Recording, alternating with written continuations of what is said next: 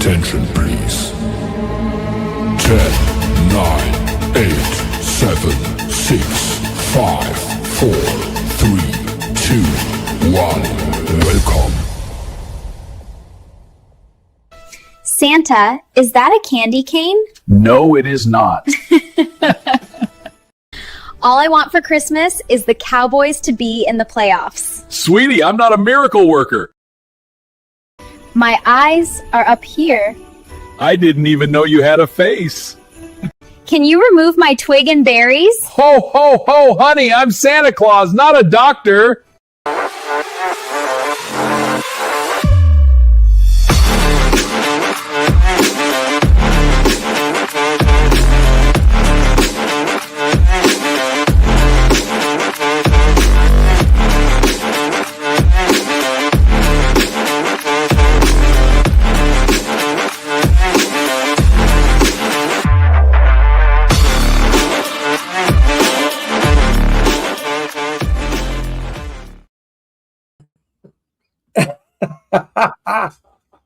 What is up, everybody? It is the Dennis and Andy Show. It is 3:30 p.m. and you are live with us on our holiday episode, our last show for the year.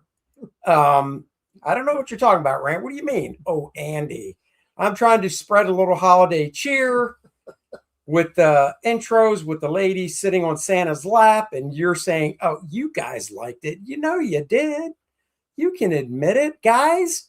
Come on now. Let's see. What do we got? This says, hold on. Why is it not showing? There it is. Oh, nope. One away from 400 backers. That is right, guy. Wait.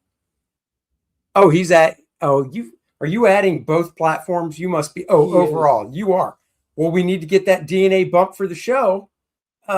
So let's do that. And, well, Dennis, sad news on your end. Andy's, show that again. Andy Art's gift was amazing. Did he work with Gil Kane? No, he never did. He, I don't think Art ever inked Gil. He just bought a bunch of layouts back when he had the chance. So on the Bros last night, yep.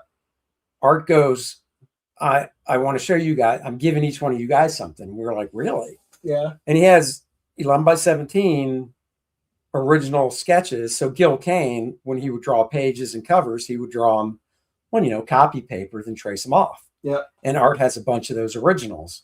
Ah. He's given us each one. That's really cool. Dude, he's given me the one from a Silver Age issue of Green Lantern where in the extreme foreground is Sinestro's legs. And then looking through his legs, you see Hal Jordan on the ground, and his buddy, the Asian guy that works at the airport with him, is kind of holding him up like, come on, Hal. Yeah. Yeah, he's giving me that one because he knows I'm a huge Kane. That is really cool. Yeah. That is way better than Good and Plenty. That was 3 or 4 years ago he gave me that crap. So he's making up for it now, I guess. We do have a guest today, which we'll be bringing in a second. But I did want to say, Dennis, I'm sorry. Your football season has come to an end. In both leagues, no less. It did. I wound up, my brother wound up beating me and knocking me out of the playoffs. So this week, and you knocked Bart out. I did. I said going into crying. it, I said, Bart, I know you were 8-5 or no, 9-5. Yeah. He was 9-5 playing against lowly 7-7. And I said, my friend, you're done after this weekend. I'm telling you now. And I kicked his ass all over the place. And your little brother beat you up like he did when he was a kid. Yep. So that brought back memories. It did. It felt like he was chasing me around the house with pull cues and rakes and stuff like that, just like the good old days. So, yep, it is over. And in Joe's league, I wound up pulling out the win against the odds, but it didn't matter because the guy ahead of me had a few more points, so he snuck in because Joe only has 6 spots in his, and I became number 7. So I get to sit out in both leagues and enjoy the fact that the Packers now have the most starters injured in the entire NFL. I don't know. I've got a bad feeling about the whole season now. Bears 7 injuries. Bears Packers Saturday night. I can't believe I'm actually looking forward to this game. Go Bears! Bear down. Oh, so terrible. Bear down. You know, I'd love it if the Packers and the Cowboys played just one more time this year. That would have to be the playoffs.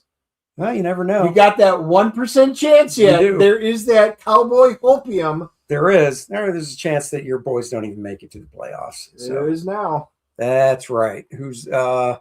Marcus finished 10-5 and the playoffs start this week. Oh, nice bragging, Marcus. Yep, nice bragging. We had our first kick round. Us when we're down. I'm not down.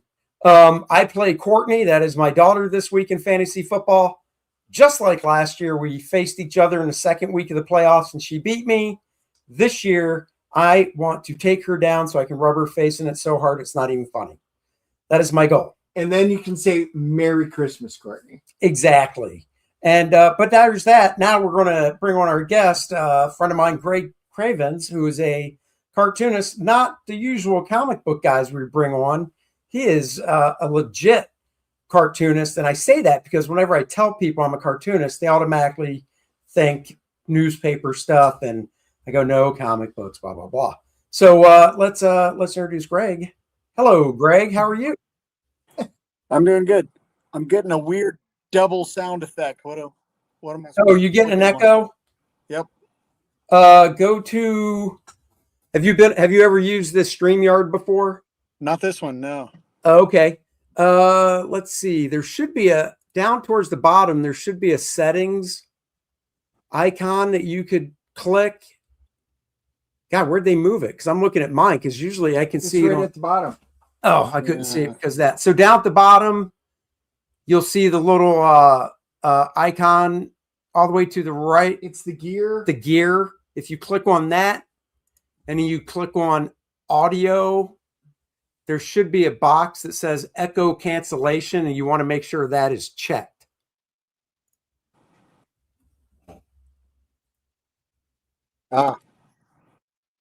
Okay. Was it checked or no? It's not checked, and I can't check it, but the effect is quit, so I don't know what happened. Oh, you can't check it? Oh, wait a minute. Now it's back again. Hold on. Yeah, you should be able to check it.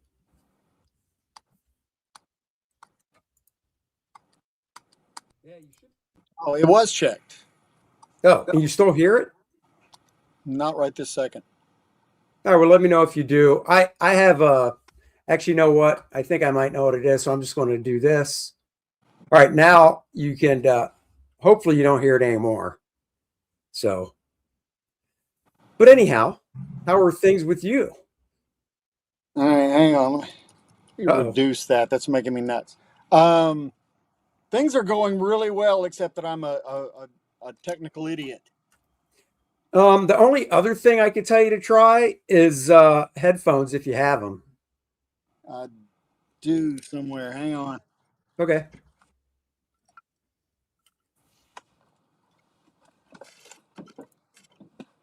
That's right, guys. Closing this Friday on Kickstarter is our Lilineth Infernal Conflict Kickstarter. Get that Billy Tucci, Dan Lawless cover while you can. Dennis and I will be live Friday night. I don't know, starting somewhere around 7:30 and going for a few hours. So get it going, have some guests on hopefully, and have some fun.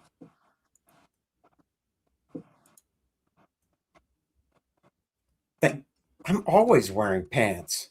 Thank God. Well, I stood up. Yeah, it is a good thing. Sometimes, you gotta let things go free. How's that?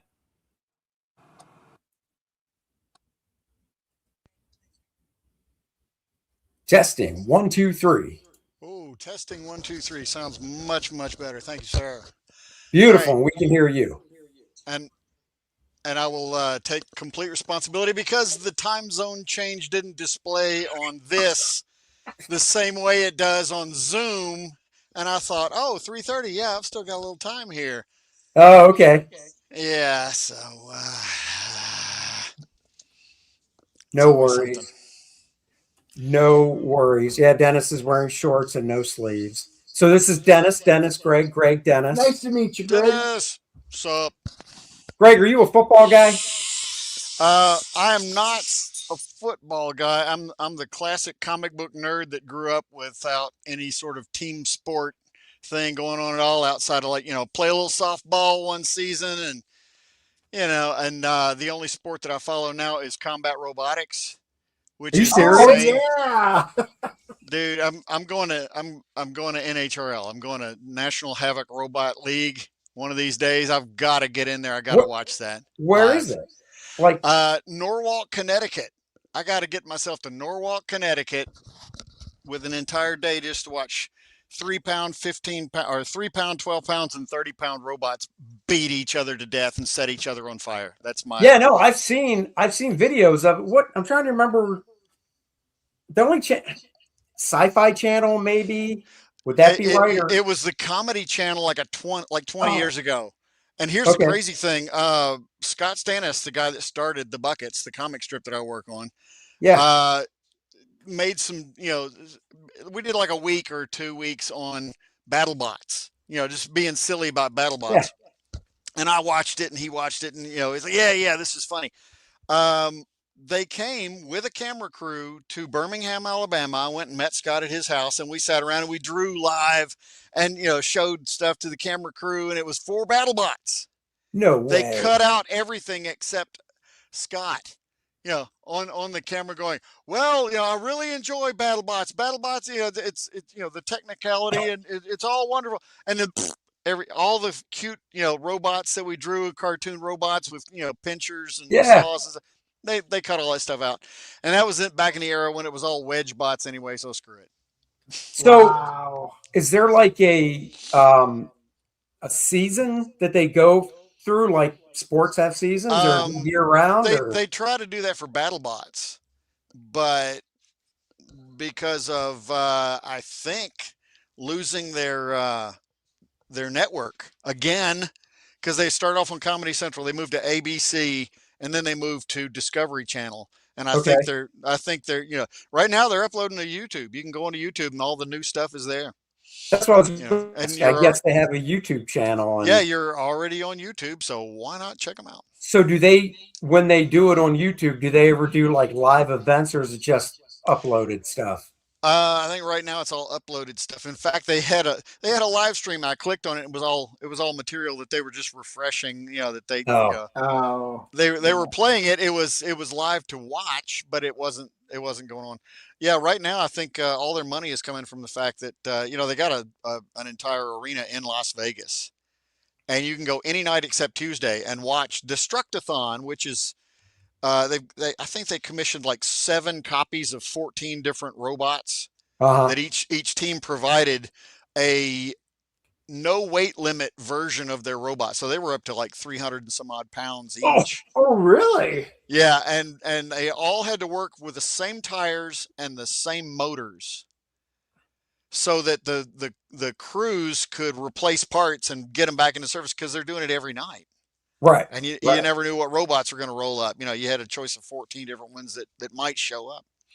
Anyway, but the thing in Connecticut you'd rather go to because it's the guy year showing round. up. Yeah, it's year round. They do eliminations 6 different times during the year, like every other month. And then in December, they just did it December 5th.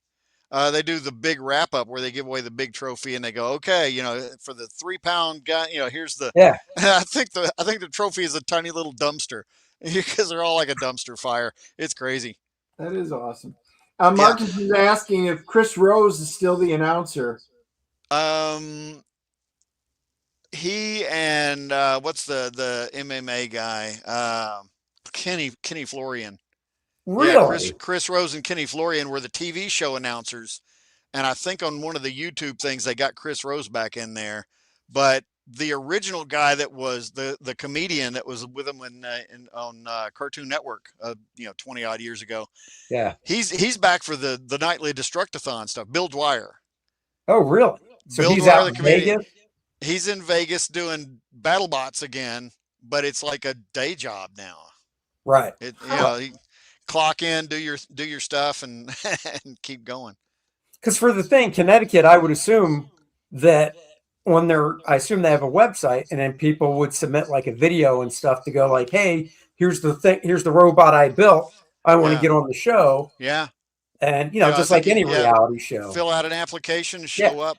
What's crazy is they've got like, I don't know how many teams coming in from Brazil now. No The way. Brazilians are big into combat robotics, and they build stuff that's compartmentalized so that if you get a battery fire, you just keep fighting.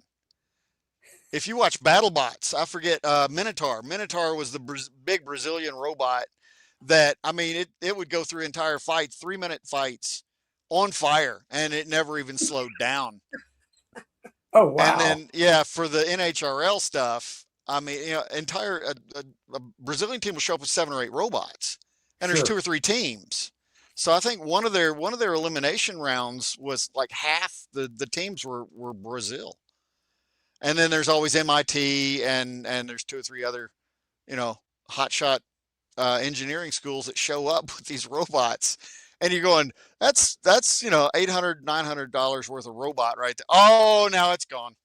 Oh my God. Wow. And that's, for some reason, where basketball and football never really clicked with me as a team sport. I will sit and watch teams of engineers smash robots together when you were all day long. When you were growing up, was there, and this will get kind of into your, how you came to be a cartoonist and stuff, but back to the sports thing real quick. When you were growing up, was like your dad or nothing, not into sports or anything? So it's weird. So you never really cared? Or? He wasn't really into sports.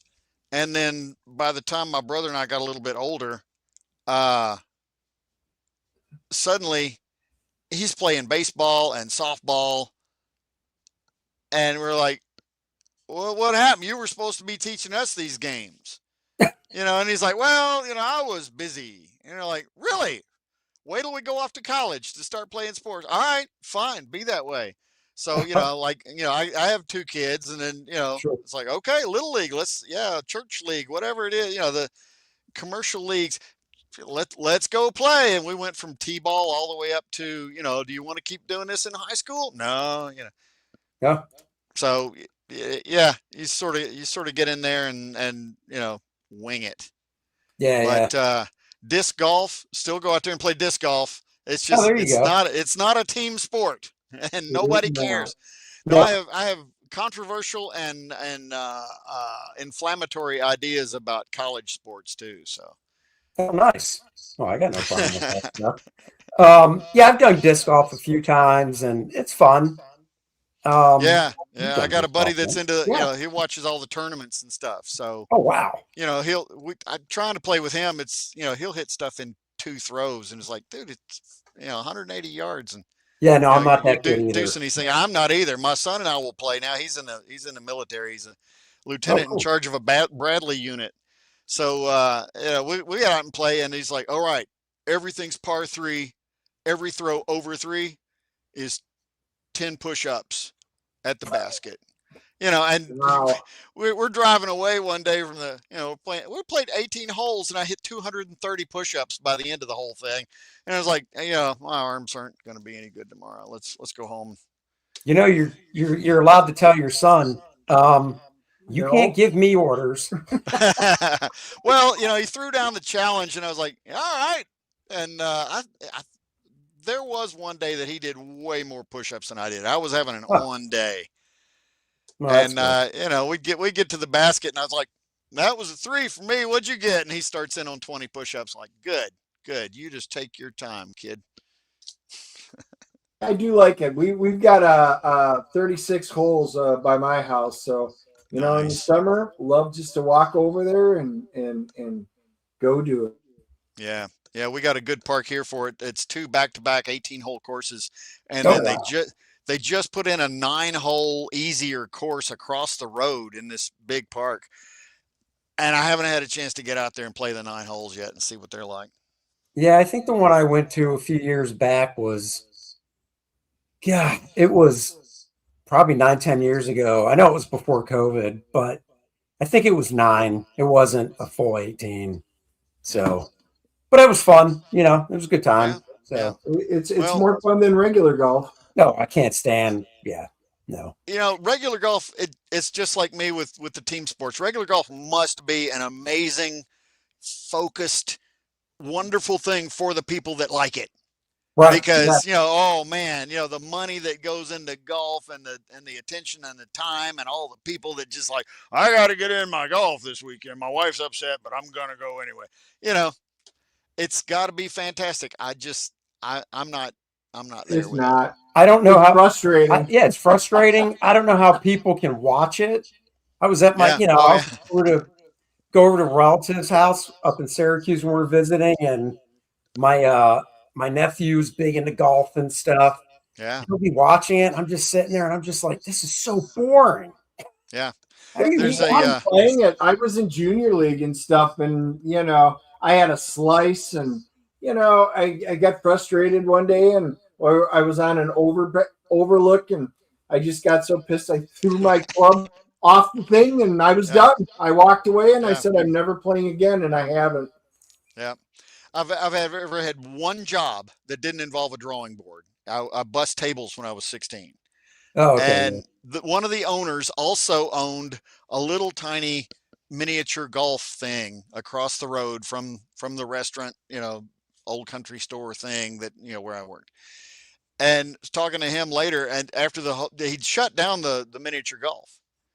I said, what'd you do with all the stuff? You had all the, he said, well, all the ramps and things, that all got disassembled and tossed out. He goes, I took all the putters. I go, how many? He's like, I don't know, 80, 90, 100 and something putters. I just had him put them all in my trunk. I go, what are you doing with all the putters? He goes, every time I go play golf, I slip one in the bag. I got one of those funny, putters in my bag. And when we get out to the ninth hole and the course I like the best, there's a lake out at the turnaround. And I'll pretend to have a bad shot and throw a fit and get all cranky and whip out that putter and bend it over my knee and throw it into the lake. He goes, there's got to be 30 of those putters in that lake by now. That's great. Says, whoever wades out there to get the balls, someday, he says, what is with all the putters? But he's been startling all of his friends by throwing a fit and chucking putters into this lake. Oh my God. Sounds like fun to me. I would do it.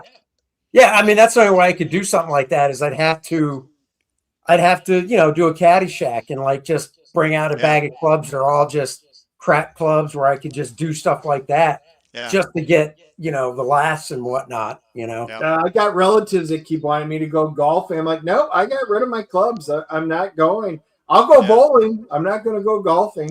I'll do frolf. I won't go that. So, that's just not my cup of tea anymore. I'm just done. Editorial cartoonist Mike Ramirez tried to teach me how to play golf. I think I owe him a couple of boxes of balls. I dropped a lot of his balls in a lake with it. Just like, I know I can get it past it. No, every one of them, boop, gone. Yep. All right. No, I just go to like the whatever you call it for golf, the putting range, but you're not putting because you're really whacking it, like Top Golf, and just going there and just seeing how bad I am at that. I'm like, I would never want to go on an actual golf course and try and do this. This isn't fun right now. You gotta do it sometime just to say that you've done it. It's like anything else. It's like, well, sure, I tried that. That was terrible, and I'm not going to do it again. I've done mini golf. Good enough.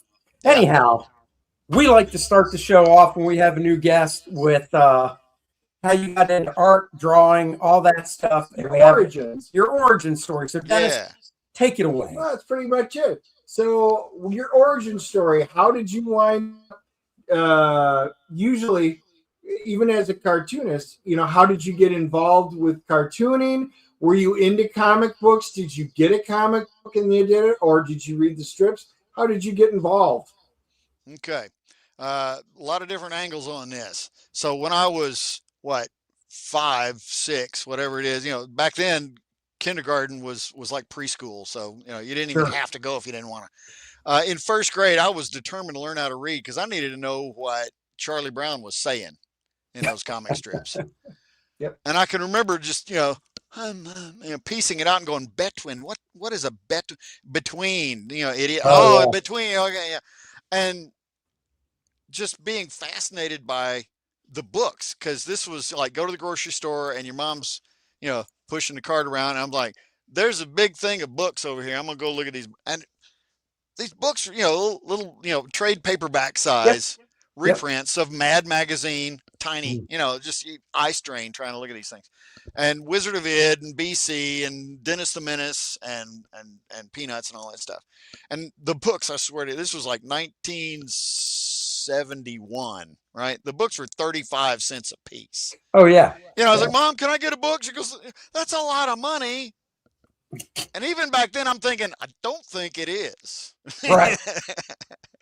The fun part is I had a Sergio Aragonés Mad reprint trade paperback thing, and actually took it to him and go, Sergio, could you autograph this? And he looks at it and he goes, where do you get this? And I'm like, my mom bought it for me. And then I realized that sounds stupid. It's like when I was a very small child, he goes, oh yeah, this came out, 1973, oh, okay. And of course, have you ever seen Sergio Aragonés autograph anything? No. It takes about 3 seconds. I believe But it's Alfred E. Newman and the Mad logo and a caricature of him and his signature. And you're looking at it going, I got a printer that doesn't move that fast. Oh, yeah. No, yeah. It's insane. I have a video over his shoulder one time of him, doing an autograph like that for a friend of mine. And it takes him 40 seconds because he stopped in the middle and had a 30-second conversation with somebody. Sure. And then finished the autograph. So it's a 10-second autograph of, like I said, it's literally Alfred E. Newman, the Mad logo, and then Sergio himself drawing all this stuff, a cartoon of him, caricature of him drawing it, and then his signature. 10 seconds.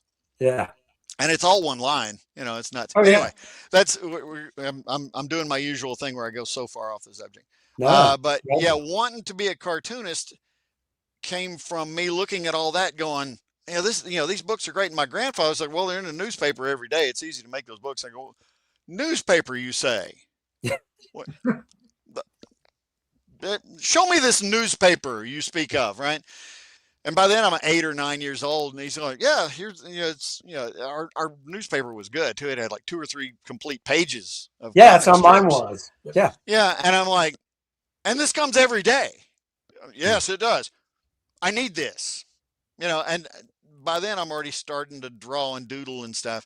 And I guess the Mad Magazine stuff seeped in because at some point I'd been trying to draw the guys from the Planet of the Apes TV series, right? And there was one dark-headed guy, one blonde guy, and I'm drawing, and I realized that I'd actually drawn Dick Van Dyke. I was trying to draw just a dark-headed guy, right? And I did it all wrong. And I'm looking at it going, why does that look like Dick Van Dyke? That's like in Mad Magazine. That's one of those things where they draw a person and it looks like the person. How the hell did that happen? So, I became obsessed. Number one, if you say, I want to be a cartoonist when you're 6 or 7 years old, all the adults in the room that were waiting to hear, I want to be a fireman, or I want to be a policeman, or I want to be a doctor. You go cartoonist, and they all go, really? Well, let's talk about that. Now, you can't give a little kid that kind of attention without him going, I want this attention all the time. I want this attention now and forever. So I got obsessed, and then really got obsessed with the idea of caricatures, being able to draw like Mort Drucker. He was like, that drawing looks like that person. Look at that, because he was doing Star Trek and MASH and stuff that I recognized and enjoyed. It's like, wow, this is cool. I want to do this. And in junior high, and I contend that because he had that haircut, he was asking for it. I drew the principal a lot. To the point where we were doing a unit on pop art, right? Oh, you take a small thing and you make a big thing out of it, and I did like a 5 or 6 foot tall comic book because we had huge sheets of cardboard that they didn't need in Right. storage. And I'm doing this, coloring was taking it forever. Because when you're a kid, you think, oh, how long could it take to make a giant comic book? Right. Hour or two, right? And it's like, oh no, it took days. But I Right. hid caricatures of the principal in the backgrounds of everything. He's running away with his head on fire, with the bad guys doing, stuff on the cover. And suddenly my teacher announces that I've got to go set up at the Fall Art Festival and do caricatures. And I can charge anything I want and I'll make some money. And I was like, I'm not doing it because I was 14 and scared to death. Sure. Yep. And she said, you have to, or you're going to fail the class. And I thought she was bluffing. Years later, it occurred to me, I'm telling the story again while I'm doing caricatures and other stuff, and realized, hang on,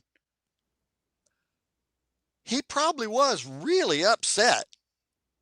Bad haircut and all. He was probably ready to expel me or suspend me or something. But I went to the Fall Art Festival, and for 50 cents a caricature on really bad newsprint with pencil, and made $35-40 because people were tipping more than the cost of the caricature. That's about a lot of drawing.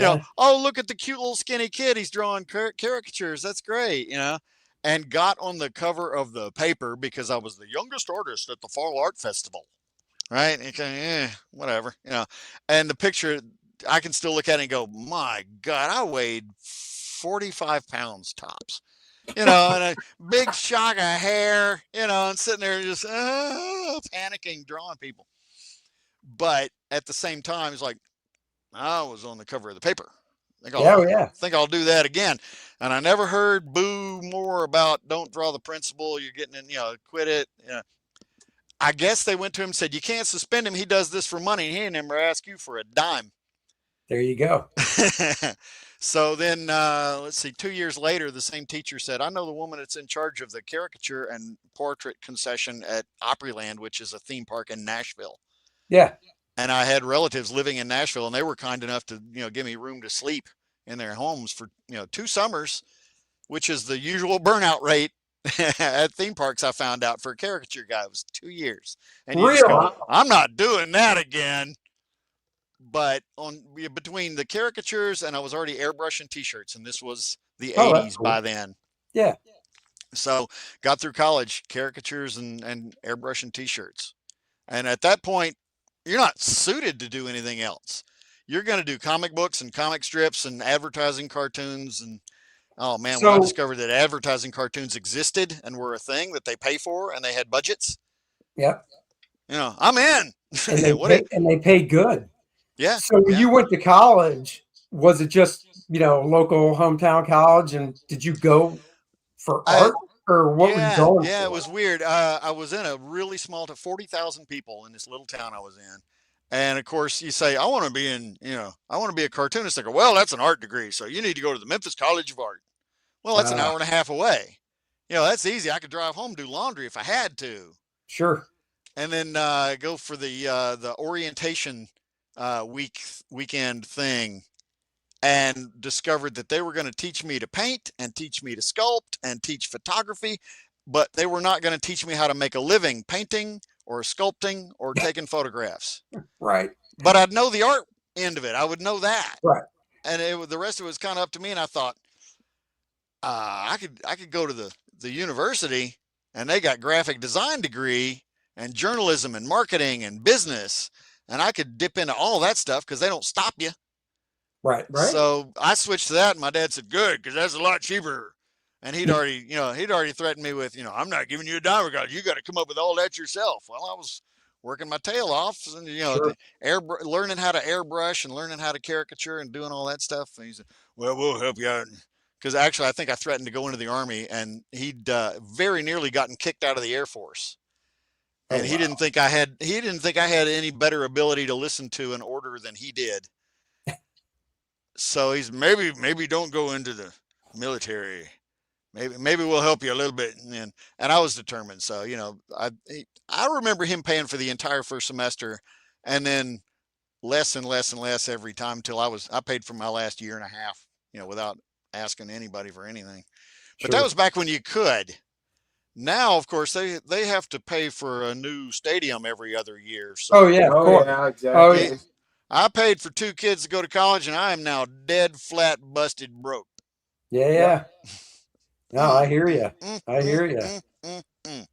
Um, That is my, just. Yeah, But and those that's if colleges they have want some a nice bachelor. stadiums, don't they? oh yeah. Well, that's if that's just the bachelor's. Then if you get one that wants to be a doctor, well, then you got 12 years of college you No, I got got to worry about, or being a vet. we got that problem. Yeah, she's gone Yeah. off and got a physics degree, bachelor's, right, for like teaching high school or something. Yeah, yeah. Yeah. And now that's turned into if you want any more education, that's on you. Oh yeah, of You know, course. and she's like, well, I'm going to take a gap year. Well, she's been in our house for 2.5 years now. So I'm gap thinking, years. yeah, I'm thinking time to quit that gap years thing and go back to school or go get a job. Oh wait, she's not working? Not the way that you'd want them to, you know. Oh, my daughter. We'll change the subject now. Yeah, no, I hear you. My we're not that far apart in age. Yeah. My daughter graduated college last year in February, and she went for digital cinematography and has a bachelor's in that. Oh, nice. She went to Full Sail in Orlando, Yeah. and I'm proud of her. She graduated in February, and then was I think end of March she got a job at the local CBS station in town here and does video editing. So Yeah, nice. yeah. Sounds like a good one. Speaking of schooling, the Joe Kubert School, which I know that you're familiar with, used to do their traveling seminar thing in UT Chattanooga. So me and buddies used to get in the car. We were all airbrushing and doing stuff until like 9 and 10 o'clock when the malls closed, and then piling into a car and driving to the other end of Tennessee, which is like driving to the other end of the next state over for most places. And we'd show up at like 4 o'clock in the morning, eat breakfast, get to the seminar because it was like 2 or 3 days, whatever it was that they did. And I remember the first time I got to go, all my buddies were like, you're going to love this. This is great. Here comes Mr. Kubert. And he's like, oh, it's the Memphis Boys. No way. way. Yes, sir. And he's like, have any of you slept? And we all went, no, sir. And he was like, tonight's going to be bad for you. Because, you do the seminar all day long. And then he gives you, here's what you're going to go back to your hotel room and you're going to do this, and we're going to critique it first thing in the morning. And you're like, and we haven't slept in a couple of days and we're not going to sleep. I swear to God, the first time I got put in the cartooning half of the class instead of the comic book, and I was glad because that's really, I'd slipped away from comic books and gone more for comic strips by this point, and managed to write a funny comic strip. We were supposed to do 2, but I wrote a funny comic strip that required 3 black panels. Really? And the next morning, he looks at it and he goes, smart. And then he read it and he chuckled and everybody went, oh, dude, I think you made it. I think you're all right. Because it was, and of course he told the story about Walt Kelly. It's like, oh, you always want to do that strip that's got, 2 or 3 black panels or all white panels. And it takes longer to write them than it would have taken to draw something that had pictures in it. So don't do that. Right. And he says, well, you needed sleep. You did this for one of your strips. You probably saved yourself, an hour and a half, 2 hours. It's funny. Good job. And I'm like, yeah, that's what you want to hear from your teacher. That was good. What was the gag? The gag was I had a couple of the character I was using at the time was Lord Lionel Smythe Cholera. He was the Egyptologist from Britain, right? With the pith helmet and the whole thing. And his backup Jenkins, who was the flunky, right? And looking back, it probably owed as much to a lot of Gary Larson, mummy cartoons as anything. But I had them crawling through the tomb, which I'd already taken 2 years of art and archaeology of ancient Egypt. So they're literally crawling through a space that looks like an Egyptian tomb, right? Sure. And they got the candles up. Jenkins is holding the candle. And Lord Lionel is looking at the wall and goes, now this says this is the tomb of King Hackenslash the Fourth, and anyone who enters the tomb will be, does this say killed or murdered? And the next panel is black. And the next panel is black, and the last panel it's black, and there's a word balloon. It goes, Jenkins, get back here with that candle.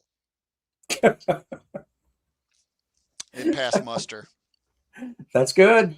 That's good. It worked, and it got me another hour of sleep. So, But I mean, I think when it comes to humor strips in general, to me at least, the few I've done, just for fun, never. The writing takes longer.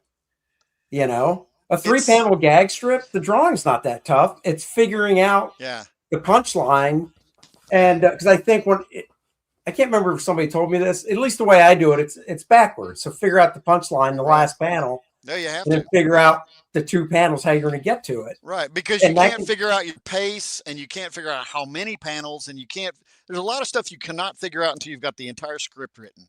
And I've taught classes where people would call me out on it and go, "That's not how it's done." I had this one lady that wanted to sit in on the class because her young daughter was in the class, and she kind of wanted to keep an eye on things. And I was like, "Yes, please. You know, you sit over there. Sure. Here's some paper. Here's some pencils. You know, join in with us. Be part of this." And there were, retirees that were older than her on the other side of the room. So, it all fit in. She looked fine. But I said that about, you have first things first, you write the entire script, and then we're going to do a layout, and we're going to letter everything. And she, like, what? And she's like, I don't think that's how it, I said, okay, good. Object lesson. How do we do it? She goes, well, you draw the first box, and you draw the people in it talking, and then you write in whatever they're saying. Actually, what I think she said was, you draw the balloon, and then you write in something that they're saying. Yeah. I was like, how do you get to that last panel? Well, you're not there yet. So you draw the second box. And I was like, ma'am, that's how you read one. That's not how you write one. No. And she wasn't having it. She goes, why would you have to think of it all before you start drawing? Because in her mind, you draw a comic strip. You don't write a comic strip.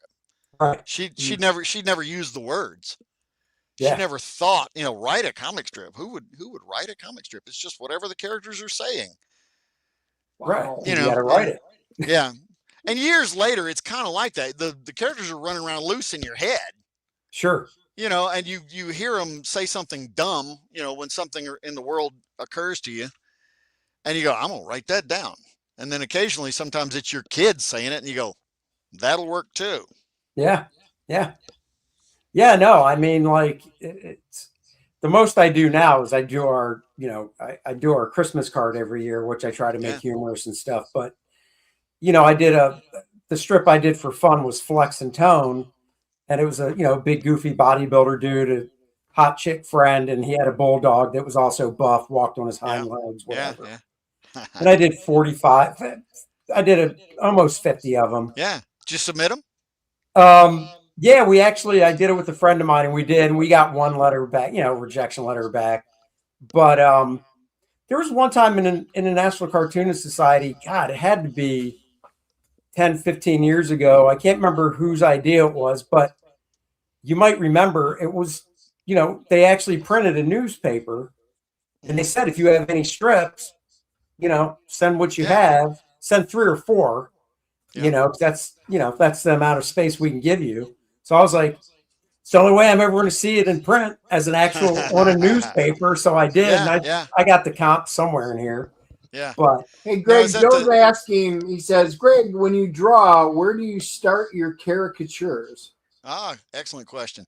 All right. So because I'm doing party portrait style, theme park caricatures, there is a set system that you've got so that you can have conversations with the person that you're drawing.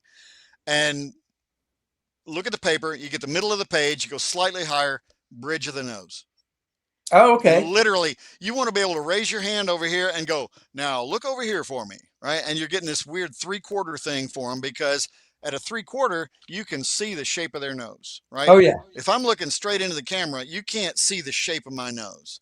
But if I do this, you go, okay, it's mostly straight, and then it dips under, and you can you isolate that line, and you go, got it. And you come over here and you do that line with one marker stroke. And that's the thing that throws a lot of people that never do caricatures off. They go, but I'd need to pencil that and correct it and change. No, you don't. you memorize what that nose looks like at that angle, and you come over here and you do it. Right. And then you look back and you're like, okay, there's the bridge of the nose. Here's the distance that the eyes, does this person have eyes that are far set or close set or what?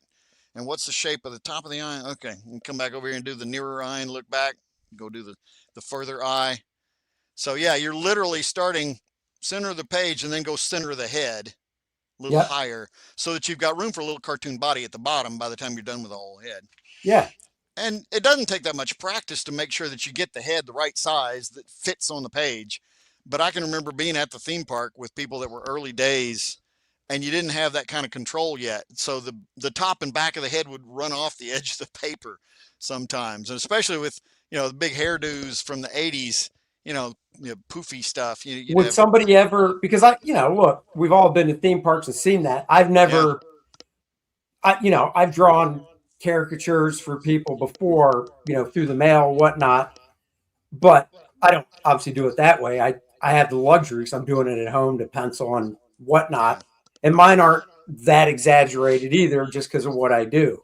Yeah. But I'm always impressed still when I go watch guys at theme parks just grab that fat Sharpie and go to town. Yeah. And it's a part magic trick, because it's a public performance. Yep. So you've got the system down, and there are really actually there, in ISCA, the International Society for Caricature Artists, there are guys that will do real true caricatures off the cuff and fast. Right. When they had their annual meeting here, the big convention thing, I was floored by these guys coming in from other countries and coming in from all corners of the world and doing stuff that was just brilliant. Right. And I'm looking at mine and going, I've been doing the same kind of caricature for 40 years, but it works. And people like it, and people tip, and people, want to hug, and people, tell you how amazing it is, and they're going to frame it, and they're going to put it up in the house, and blah, blah, blah. And you're going, wow, okay, so this seems to still have the same kind of value that it had when I was 8 and said, I want to be a cartooner. Well, it's like you said, it's like a magic trick. I mean, people seeing somebody that just grab when I'm at a convention and somebody wants a convention sketch, obviously I start with the pencil, and there's erasing involved, and whatever. Right. And I tell them, I'm like, but there's more thinking involved, and there's more design involved, and there's other stuff. But they still like watching, because it's blank paper to this finished thing. Yeah. But you take that and that'll take me an hour and a half, just because there's talking involved, whatever. Yeah. But you take somebody who's just got this big pad of paper, a fat ass Sharpie, and I know they do them in color too, but you start out black and white, and just go with no pencil. Yep.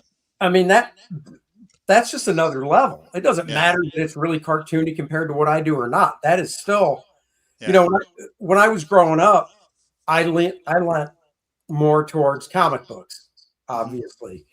And that's what I wanted to do. But I would still watch and be fascinated by watching cartoonists like Charles Schultz and Jim Davis do like interviews on like Entertainment Tonight or whatever. Yeah. Yeah. And for the host, they'd be like, oh, draw Peanuts or draw Garfield. And they'd just pull out the Sharpie and bang, it's done. Yeah. So in my head, I was like, well, that's how it's always done, even for what I want to do, which is, for what I do is total BS. Nope. I mean, okay, Joe Kubert could do that because I saw him, man. There was one year I was there, and this amazing penciler was there that he liked this guy, and the guy penciled on vellum. Sure. And Kubert was like, I'm going to ink this myself to show you what I'm talking about. And he was like, this is going to be so fine. And, it takes the brush and gets out his favorite ink, and just this, flick, flick, flick, flick, flick, flick. And everybody there, caricaturists and others, and we were all stunned. And, we knew that he'd been doing that for decades. Sure. But to dip a brush in ink, grab, a penciler's work that he's never seen before, and he was glad that the guy had worked on vellum because he loved this stuff. I mean, he was like inking on glass. It was nuts. Yeah. But he was just like, he was giddy to get to do this. And he's like, now when you've got the feathered lines, you want to be able to feather, from fat to thin, and then from thin to fat, without turning the page, without you want to be able to do either one instantly. And he's showing us all this, and we're all goggle-eyed. Oh yeah. Because to us, that was the magic trick at the time. And then, of course, Yeah. everybody went home and go, I'm going to learn how to do this because Mr. Kubert said to do it. Yeah, I mean, so I went from 88 to 91, and it was in my senior year, and I was working on a page, and I had a question about lighting this figure, because I remember it was Blue Beetle. He was sitting in front of a big monitor in the Justice League, headquarters, whatever. And he had his feet up he had 1 foot up on the console. And I was like, Joe, the light's coming from the big monitor. And he goes, give me a piece of vellum. So I, put vellum over it. And this, I don't know where he got it from, because brush pens are all over the place now. Yeah. But this is 1990. And he had a pocket brush pen. No kidding. Yeah. Yeah. And he just pulls that out of his pocket, takes the cap off, and just inks it. And he's got this great reflected light, because the knee's up, so the thigh's angled back, and he's got the solid, harder light here. And then he does his long strokes this way for the reflected light kicking back. And I was just like, oh my God. And he just did it like that, Yeah.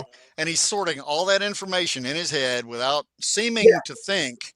Yeah. But he is. I mean, he was thinking the whole time, and probably had no idea what anybody around him was doing. Well, and that's the thing with Joe. And Joe was definitely, obviously, goes without saying, one of the best comic book artists, one of the best draftsman artists around. Yeah. But I will say, from a teaching standpoint, you definitely wanted to take advantage of having him work over your stuff, because he wasn't really great at verbalizing. Yeah. So you needed to have him do it with tracing paper, because he would always do that to respect your art over your stuff, so you could see the before and after, and you'd want to watch, because he really wasn't that great at verbalizing what he was doing. So you just watch him and kind of soak it in, and then if you ask the question, he could answer it. Yeah. But when he was just doing it, he was pretty quiet. Yeah. Well, the gears were spinning, so he was focused on what he was seeing and doing, and it was all hand-eye coordination. Yeah. For the guys that do it long term, so I love the newspaper, so I actually collected the Sundays, the colored ones, because I wrapped my presents in them for decades. All birthday, Christmas, I loved them.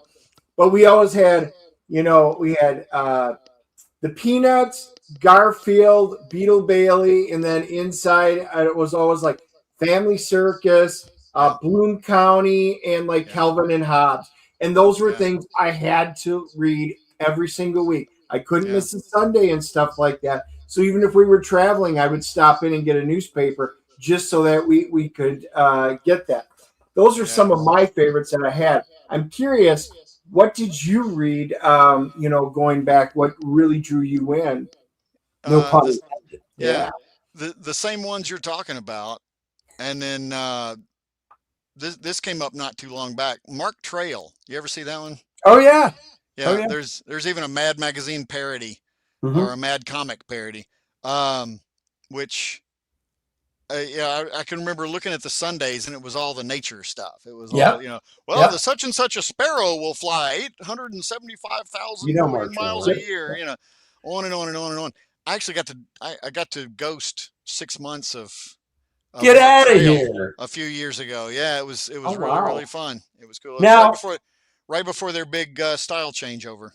Oh wait. Oh, I vaguely remember that. But real quick, going back with Mark Trail, do you recall when that strip originally started by any chance? I mean, not exactly, but the decade. Yeah. It was the 50s at some point in the 50s, possibly late 40s. So how long did the original guy do it for? He went for a long while. It was it Elrod that started it, and then Ed Dodd was later, or maybe it was the other way around. Do you think the original guy was still because Dennis and I are both 56. So in the 80s, I lived in DC area, so we got the Washington Post. My dad would every morning chuck me the comic section 7 days a week. Do you think he was still doing it in the 80s? Or I got a friend that used to do it, James Allen. Oh yeah, I know James. Yeah. James was doing still doing the original style version before they swapped out the style and the storylines. That was probably in the 90s. Yeah, Who but are the two guys would you mentioned remember. in the, Do what? who was the original guy, and then who was the guy after that you said? To be positive, because it was Dodd and Elrod, and it always throws me off. I think Dodd was the originator. Yeah, Elrod kind of rings a bell. And I think Elrod was his assistant that came along and took over. Sure. But as a time saver for the art, and I'm gonna say Elrod, and Sure. if I got it backwards, I apologize. But he compiled these gigantic books of, one book would be, mooses, or it'd be like 8 or 10 pages of mooses. And then there'd be, backgrounds with, animals in a foreground tree. And he had all this stuff, and he would literally just Xerox stuff. There you go. Oh. Yeah, Randy beat me. I just found it. So from 46 to 78. Okay. From 78 to 14. So it was Elrod when I was growing up, and he did it until 14. Wow. Yeah. So when you ghosted it, how long ago did you ghost it? I don't remember the dates, to be honest. It's years. Well, you know what? It was COVID. Yeah, it was 2020. So how'd that come about? And did you have to sample for how'd you get it? Yeah, well, I was sample to go. Can you do it? The thing I was saying about Elrod is he had these giant books of clip art, and he would Xerox stuff.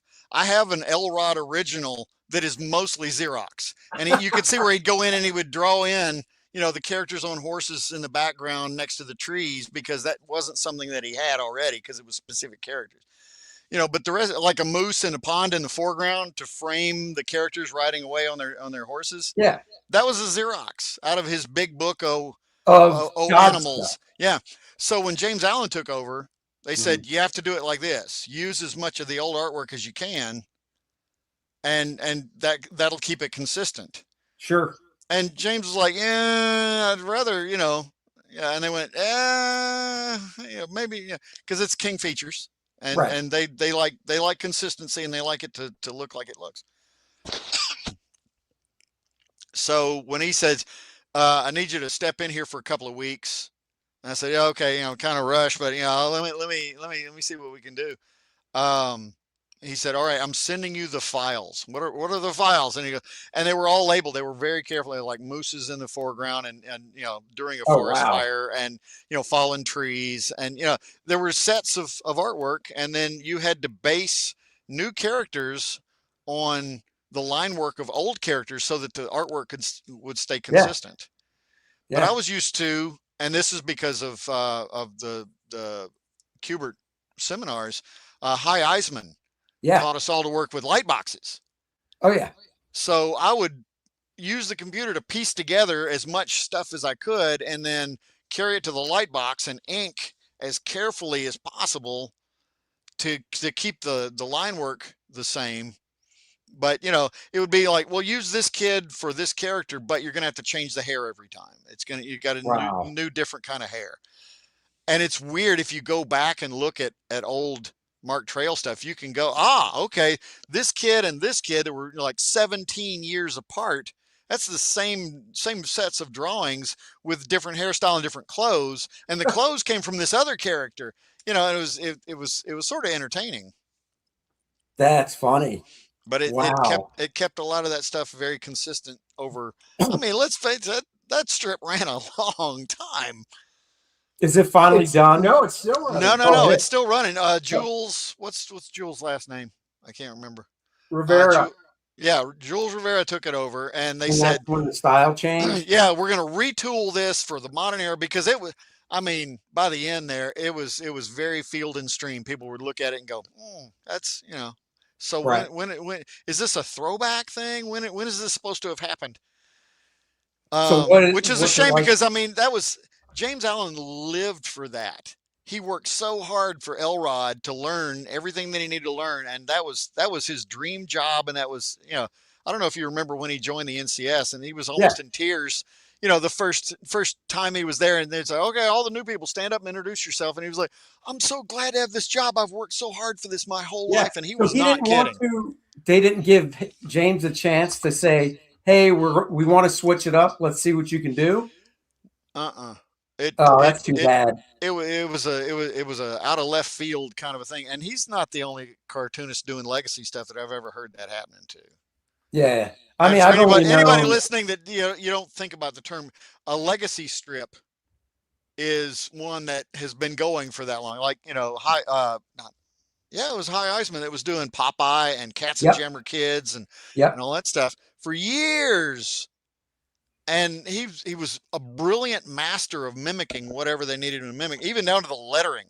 Oh, High In was the great. I had him as a in teacher. the Kubert stuff, one of his little teaching units was how to mimic the lettering from different styles of comic strips.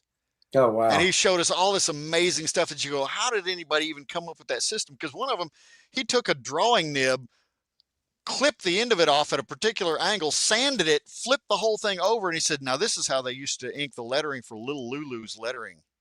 Oh, wow. Huh. Who did that? And he'd name off names and say, well, so and so, and he was a sign maker originally, so his lettering was really, really expressive, and you had to have the thicks and thins just right. And you go, oh my God, but you had to clip that pin off at a particular angle to turn it into a lettering pin. Yeah. And Wow. there were lettering nibs for dip pins, but Sure. that's not what that guy wanted for Little Lulu. Right. Well, just think in April, this next April, it's going to be 80 years old. 80 years Mark that Trail? strip, yeah. Oh, shit. And Yeah. and there's really four main cartoonists over Yeah. 80 years. Yeah, and part of that was because Elrod was there for such a long time. Yeah, and no, I know. Like, so the only. Well, so I know. I knew. Well, no, I know 3 of the artists that worked on the Phantom. Yeah. Graham Nolan. Yeah. Paul Ryan, Mike Manley. Yeah. And then Graham also did Rex Morgan, MD, for Right. like a decade or so. Yeah. And then, of course, I don't know. Does Marcus Hamilton? Does he still do Dennis the Menace? He does the dailies. He still does the dailies. Yeah. Ron Ferdinand Wow. does the Sundays. Yeah. No. Well, Marcus lives up here. Yeah. And I haven't seen him in years, but I mean, I remember when I met him when I moved here, 20 years ago, he was doing it. And, I'm sure Marcus wouldn't mind if I said he's not exactly a spring chicken. He wasn't 20 years ago. So that's why I said, does he still do it? Yeah, he's still doing it. I know though that Scott Ketchum, who eventually joined the NCS, in the last Huntington Beach, when we were all at Huntington Beach for the Rubens, he was one of the new members. That's Hank Ketchum's son. So he's come back to the drawing board and it's like, I would like to do more of this. And I'm not sure how Marcus and Ron, who'd put decades into it by then, felt about, train up the new guy. And you're like, well, that'll be fun, won't it? But you can actually see the differences. Where when Marcus took over, you never saw a difference. You'd swear it was Hank Ketchum. Yeah, no, Marcus was so and good. When Scott does a panel, you can catch it if you look. Right. The average reader is never going to know. Right. But like, I remember the first time I looked at it and went, that's odd. And then I thought, oh, Scott joined the NCS. Scott is a cartoonist now. Scott did this. Mm. So yeah, it's entertaining to see the little differences when you know who's doing it. And I don't remember all the comments on Mark Trail because I was like I said, I was the ghost. I was doing the High Iceman thing. I was, my name wasn't on it. And people were like, that doesn't look like the way this usually, oh crap, I did the rocks all wrong, or, but there were 3 or 4 weeks in there before I stepped in that a couple of other guys tried working on it and they couldn't mimic what had been on there before.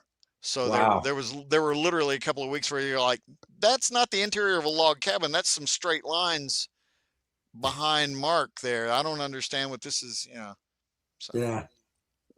So what is it that your main? Because I know you still freelance around lots of different stuff. Yeah. But what is the main comic strip or you're doing now or Well, have been doing? I've got the buckets in the Yep. newspaper. So if you go to gocomics.com/thebuckets, you can Yep. see what the little people in my head say all the time. If you go to Patreon and look up Hubris, or you go to hubriscomics.com, you can see my Hubris comic strips, which led to me doing a card game to go along with. Oh no shit. Yeah, I was setting up at conventions, and I thought, I got the books, I got originals, I need something else, and I thought I should do like a little board game, and then wound up going to a gamification conference. It was a learning and development conference. It was all corporate type stuff, but Yeah. I'd inadvertently written a little bit of the content for how to do the artwork on how to when you're making your game. And they Mhm. showed me that the big elaborate board game that I just let get way out of hand didn't need the board. It could be reduced to a card game. And I Really? designed something that was very Dungeons and Dragons with all the numbers and modifiers and pluses and minuses. And they went, if you cut all that crap out and just use instances of icons up to, maybe 3 or 4 or something, little kids could be playing this and having a good time with it. So the thing evolved fast at that conference.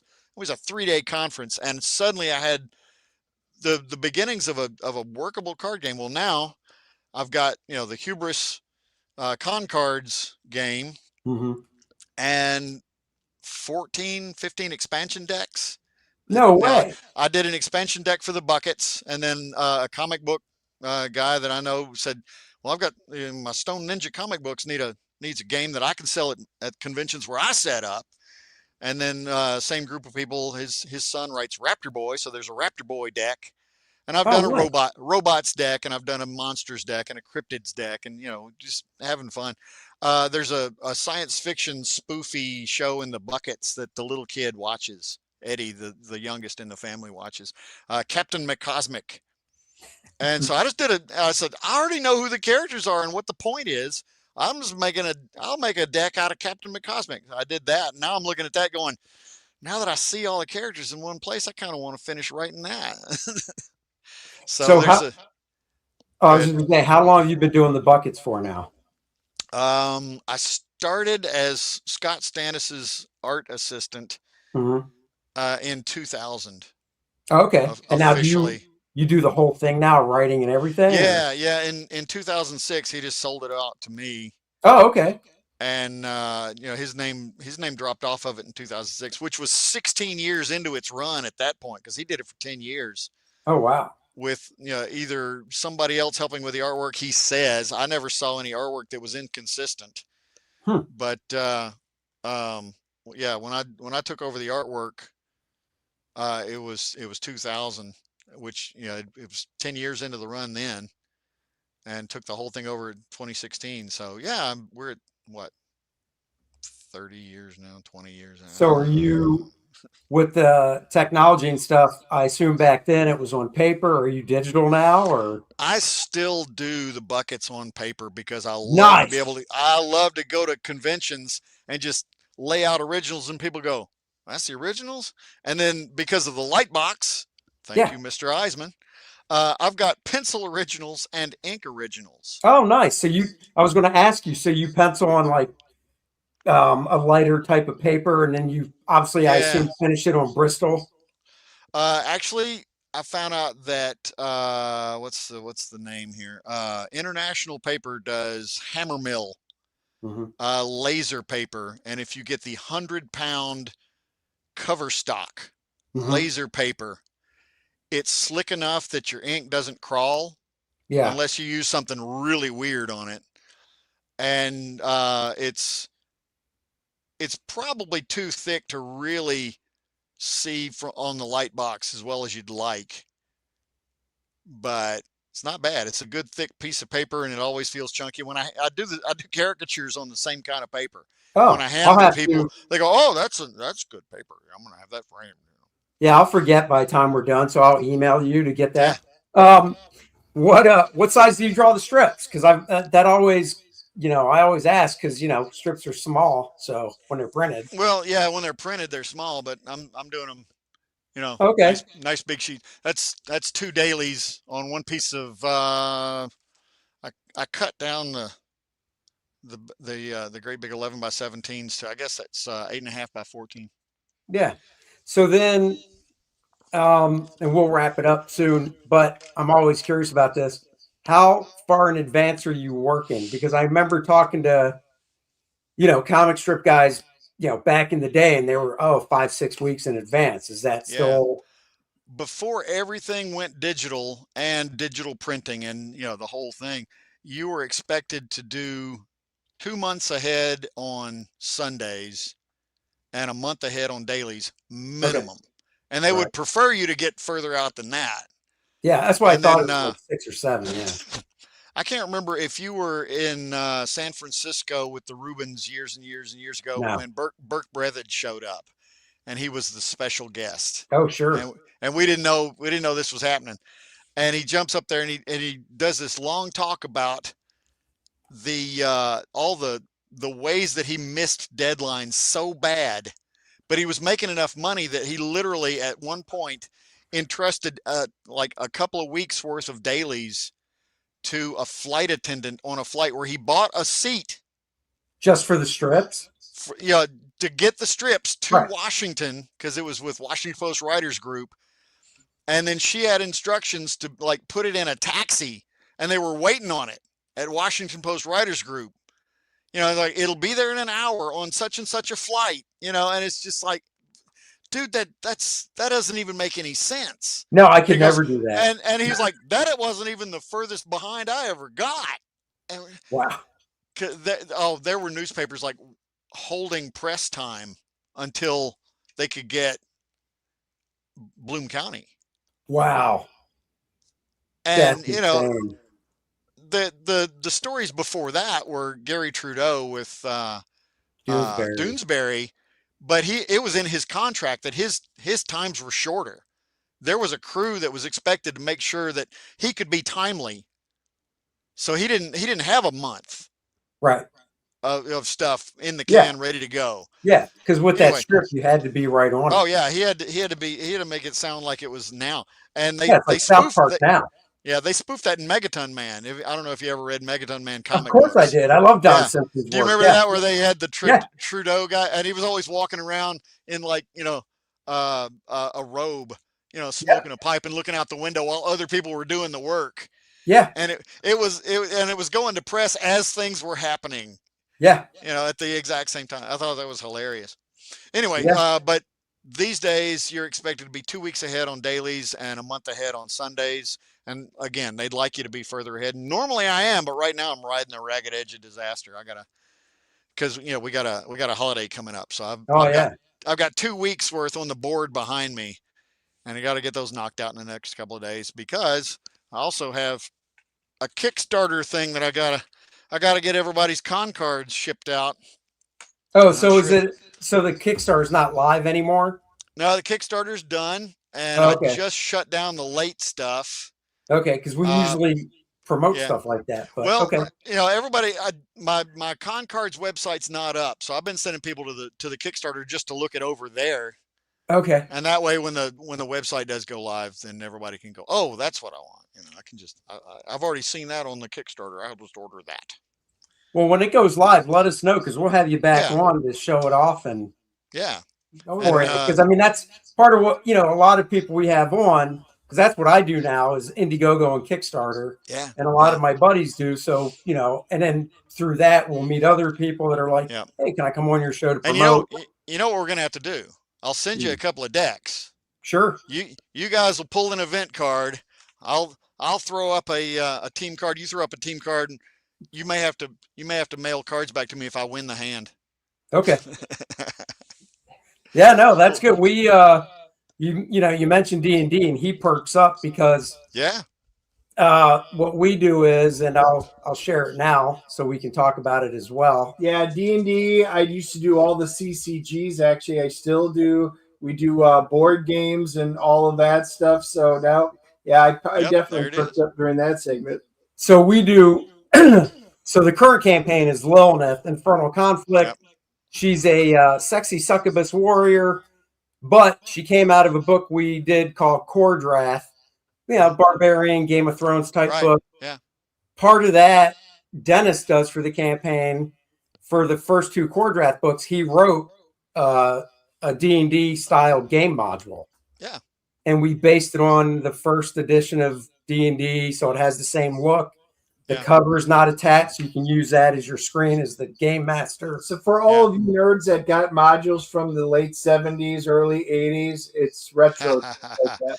Yeah, that's the only stuff that I remember, because that's when I was actually playing on a regular basis. Now, people invite me to games and I'll get in there and go, oh my God, this is more elaborate than I ever ran any kind of. I mean, Thieves World was kind of the top end of crazy when I was playing. And you remember that, don't you? Yep.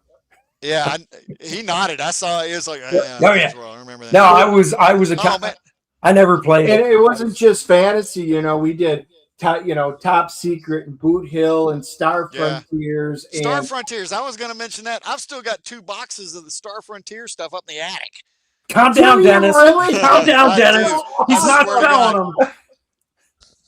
No, I ran across them in the bottom of a box and went, oh my God, look at this. And I had to call my buddy that still does D&D a lot, that, he's easy to buy for Christmas. Another set of dice with weird stuff going on with him. He likes those. Oh my God. When we do shows, when we do shows, he brings out a bunch of dice to sell and man. Oh yeah. I've got liquid-filled dragon eyes. Yeah, and, I got some of those from my kid and... last year. Yeah. Oh, yeah. All right. Last convention I bought a dice. It's a 20-sided. It's this big. It's made out of foam. Yep. And I print out big sheets for these workouts that I go to, and number 1 will be like burpees, and number 2 is push-ups, and all nice. the different. And you go out to these parking lots, with the workouts, and go, okay, everybody get your cinder block. And we're going to take turns. You huck this 20-sided dice as hard as you can. Everybody pick up your cinder block and run for that dice. It might stop 50 yards away. Some of these guys have arms on them instead. Wow. And then you get there and you go, okay. And you've got the list of exercises cut into pieces and glued onto the sides of people's cinder blocks. And you go, who's got 12? And one guy will go, that's sit-ups. All right, everybody do sit-ups. You knock out your sit-ups, and the next guy picks up that dice and just boom. See how far you can get it to roll. That's awesome. Yeah, that's fun. Cool. It's ridiculous and fun as hell. But and as far as games goes, I had another game for that gamification thing that was another board game, but it wasn't my Hubris comic strip. It was sitting in your chair versus getting up and doing something. So it was a board game, and the longer path you could do by sitting in your chair. The shorter path, if you started to follow it, you'd land on something that would say, challenge another player to push-ups, and whoever does the most push-ups move 3 spaces ahead. And the other one was like, challenge another player to thumb wrestling. Whoever wins the thumb wrestling gets 1 more space on the longer path. So if you were willing to do something crazy and athletic, you could jump up and get through the board game faster. You had a better chance of winning. Yeah. So that's cool. I gotta finish working on that one. It's too good to just let lay. Hell yeah. All right, guys, we're going to wrap it up. So go check out Lilineth Infernal Conflict. Of course, on Indiegogo is the main platform. We've got the variant covers. We've got Lilineth's collector's box that comes with all the goodies you see there, the variant covers. The exclusive in the box only black and white John Malin cover and the Circia bookmark only in the box. And we have added, the foil edition is in the box now.